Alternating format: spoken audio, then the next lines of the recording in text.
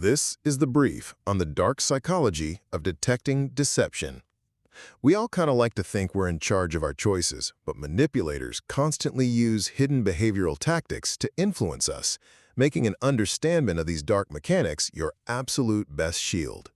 First, you got to realize that 70% of communication doesn't involve a single word. We're relying on facial expressions, posture, and even breathing speed. When someone's hiding deceit, their body totally betrays them, right? Like with a spiking heart rate or avoiding eye contact. Think of words as an email's text, but body language? That's the hidden metadata revealing where the message actually came from. Seeing how hard people work to control this nonverbal leakage completely changes how you look at lying. Second, look for the micro-expressions that expose deception. Master liars rely on impression management, trying so hard to perfectly match their body to their lie.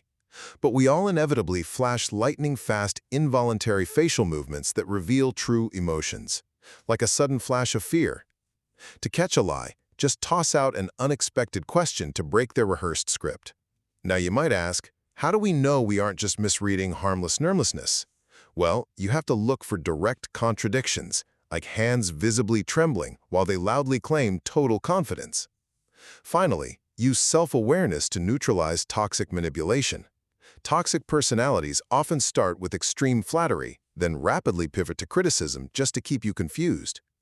By understanding your own emotional triggers, you can quickly spot that exploitation and set strict boundaries.